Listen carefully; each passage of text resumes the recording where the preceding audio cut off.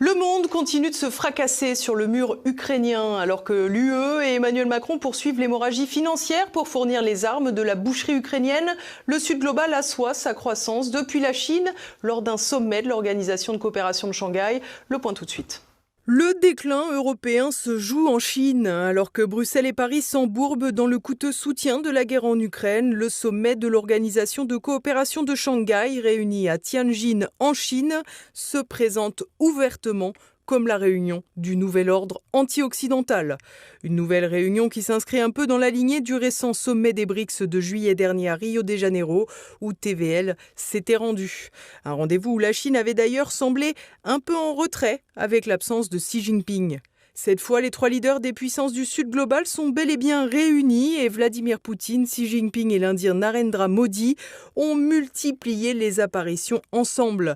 Un effet de bloc face à un Occident que le président russe a une nouvelle fois ciblé avec virulence, estimant qu'il était le responsable de la guerre en Ukraine.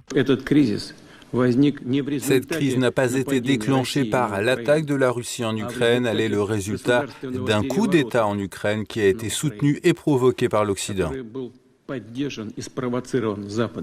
Son allié chinois a quant à lui déploré un esprit de guerre froide et des actes d'intimidation en provenance de l'Occident. Une référence assez claire aux menaces, mises à exécution pour certaines, de Donald Trump avec les taxes douanières. Un instrument également brandi par le président américain il y a peu pour faire pression sur les avancées de la paix en Ukraine, qui patinent sévèrement.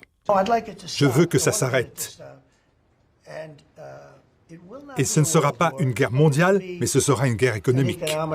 Une stratégie pas toujours payante. En effet, la politique des sanctions économiques a montré ses limites. Pour la Russie, l'UE a ainsi perdu bien plus de plumes que Moscou. Par ailleurs, la privation du système de paiement SWIFT a également développé l'utilisation de systèmes alternatifs, à commencer par l'équivalent chinois. Une situation qui a donc conduit à un recul, certes modéré, du dollar. Face à cette politique du bras tordu de l'Américain, les chefs du Sud global misent donc sur la concorde et la diplomatie pour contraster avec cet Occident qu'ils dépeignent comme toujours plus brutal et agressif.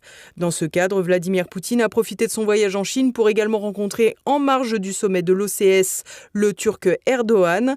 L'occasion de remercier le dirigeant d'avoir déjà hébergé plusieurs réunions pour tenter d'organiser la paix en Ukraine. En vain.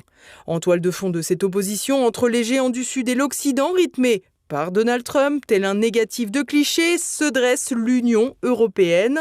Quelques jours après la rencontre bilatérale entre Emmanuel Macron et le chancelier allemand Friedrich Merz à Toulon, la diplomatie du vieux continent n'a pas ressuscité, malgré une situation